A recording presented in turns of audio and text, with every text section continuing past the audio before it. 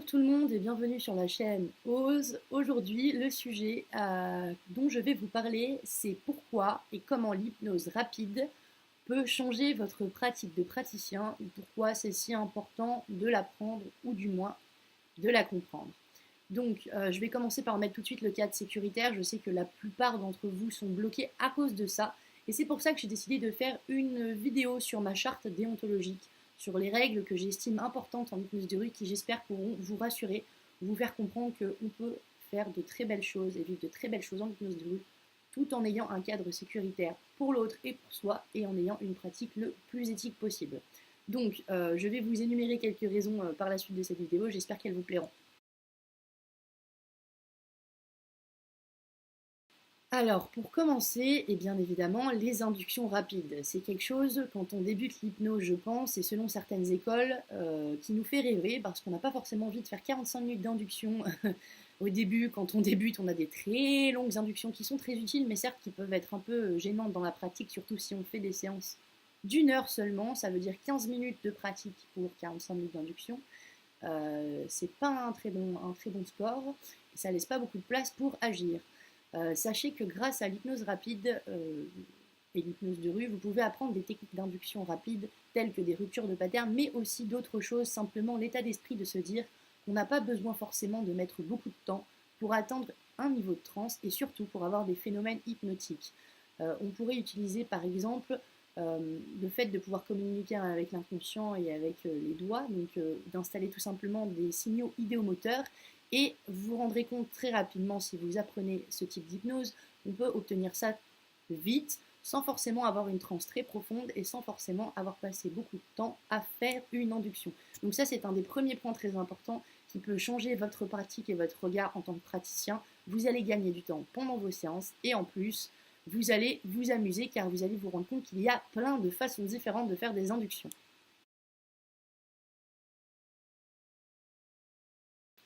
Deuxième chose très importante dans l'hypnose rapide et que je trouve extraordinaire, c'est qu'on focalise sur les phénomènes hypnotiques. Donc on est déjà fasciné quand on rentre en formation et qu'on arrive à avoir des gestes inconscients tels qu'une lévitation du bras ou ce genre de choses.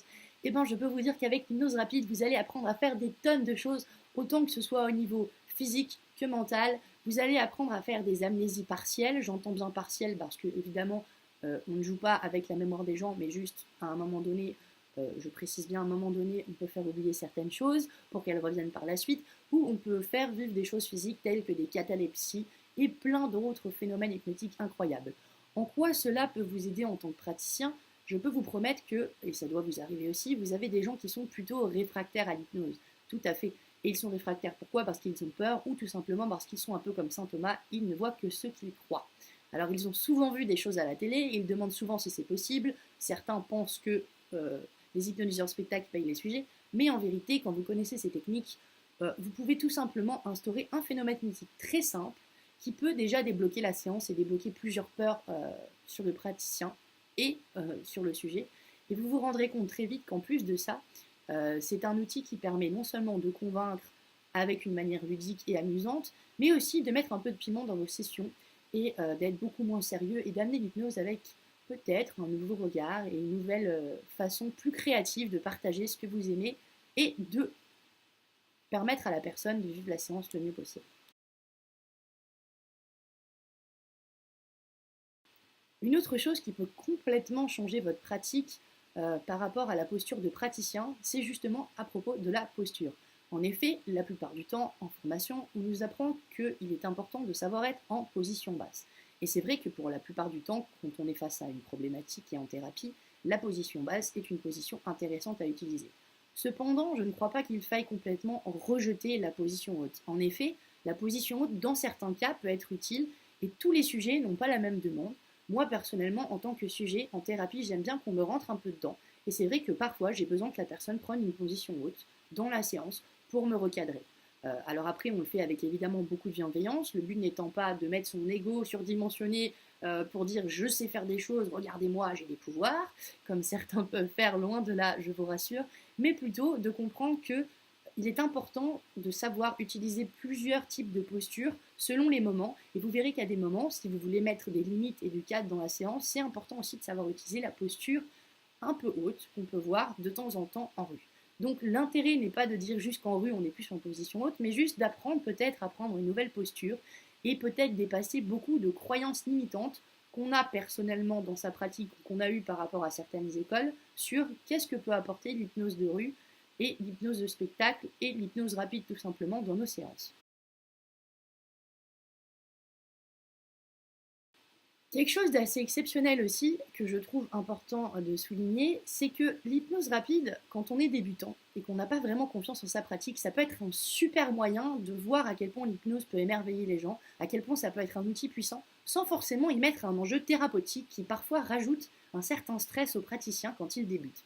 Donc déjà pour les débutants, ça peut être absolument fabuleux de découvrir ça, et j'ai même quelques personnes qui viennent à ma formation et qui débutent en hypnose et qui, après avoir vu toutes les choses merveilleuses qu'on pouvait faire grâce à l'hypnose de rue, décident par la suite de se former en tant que praticien en hypnose pour le pratiquer pour d'autres problématiques. Alors, il ne faut pas dissocier l'un de l'autre. C'est pas parce qu'on est passionné par son métier et qu'on le pratique de façon sérieuse et éthique qu'on ne peut pas aussi l'utiliser pour faire d'autres choses, telles que développer sa créativité. Croyez-moi, sincèrement, je suis pour la pratique, je suis pour l'éthique et surtout je suis pour le fait d'avoir des compétences sérieuses. Mais sachez qu'en hypnose de rue, comparé à ce qui se passe en séance, vous avez un large choix possible de suggestions. Vous pouvez vous faire plaisir, vous pouvez faire plaisir à l'autre. Il n'y a pas forcément d'enjeu émotionnel, ce qui fait que ça vous laisse beaucoup de place à votre créativité. Donc ça vous permet non seulement de la développer, mais aussi de développer la créativité du sujet. Et peut-être que vous apprendrez énormément de choses sur vous, sur vos limites de votre pratique, et peut-être même sur quel merveilleux thérapeute vous êtes déjà en train de devenir.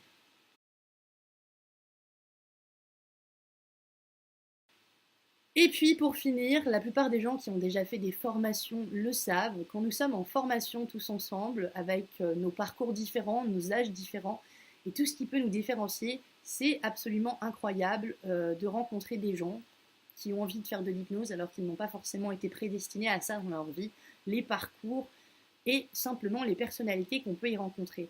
Moi, j'y ai trouvé quelque chose d'absolument fabuleux, je vous avoue, même si j'aime beaucoup le métier de la thérapie et tous les enjeux et tout ce que ça implique au niveau de mon travail et de ce que ça m'apporte et ce que j'apporte au sujet, je trouve que dans l'hypnose rapide, quelle qu'elle soit, il y a un nouvel enjeu qui est très intéressant, qui est celui du partage et du fait d'être ludique en fait. Et on peut apprendre énormément de choses et faire découvrir ce merveilleux outil qu'est l'hypnose d'une façon un peu moins sérieuse, où on peut tout à fait s'amuser en étant éthique et en profitant.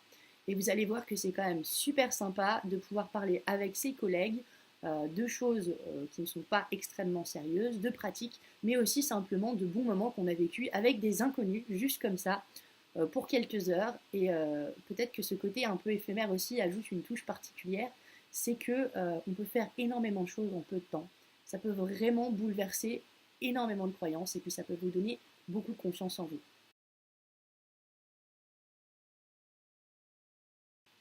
Donc voilà un petit résumé de tout ce que l'hypnose rapide dans toutes ses formes peut vous apporter. Il est vrai qu'elle est souvent controversée, il est vrai qu'elle n'est pas acceptée par tout le monde à sa juste valeur, et c'est bien dommage car sachez que, en tout cas pour ma part, je ne me sentais pas compétente après plusieurs formations que j'ai faites, et c'est l'hypnose rapide qui m'a donné la confiance en moi nécessaire aujourd'hui pour pratiquer et comprendre que l'hypnose finalement, même si elle doit être très respectable et éthique, peut permettre de se dépasser soi-même et de dépasser beaucoup de choses qu'on nous enseigne à la base. Oui, car pour moi l'hypnose est un état d'esprit et il est important, si vous aimez vraiment ce métier, de pouvoir la partager de la meilleure façon possible. Donc vous n'êtes pas obligé d'aller sur scène et de devenir le nouveau Messmer pour le faire, mais simplement, si vous croyez vraiment en cet outil, vous pourriez faire partie de ces gens qui le font découvrir aussi de manière ludique, simplement pour s'amuser, simplement parce qu'on aime vivre, simplement parce qu'on aime partager.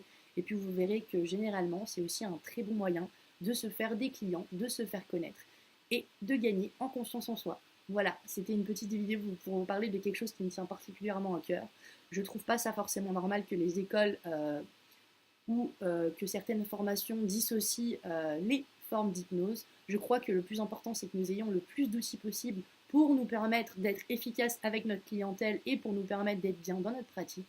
Et c'est pour ça que je me permettrai de vous faire d'autres vidéos sur d'autres formes d'hypnose, pas forcément dont je suis la spécialiste, et je ferai venir quelques spécialistes aussi pour vous expliquer, mais tout simplement pour vous montrer que Finalement, les seules limites qu'on a dans la vie, c'est celles qu'on décide de se mettre. Et évidemment qu'il faut en mettre, et le cadre est essentiel, mais au-delà de ça, croyez-moi, il y a encore tellement de choses qu'on doit découvrir sur l'hypnose, et j'espère que vous ferez partie de ces gens qui feront en sorte que cela avance, tout comme moi j'espère en faire partie. Voilà, n'hésitez pas à vous abonner à ma chaîne YouTube Ose, et si vous voulez me contacter, vous pouvez me contacter sur ma page Facebook Hypnose Thérapeutique Edwige, et je fais également des consultations et je propose des formations en hypnose rapide. Voilà, je vous souhaite une très belle journée et à bientôt.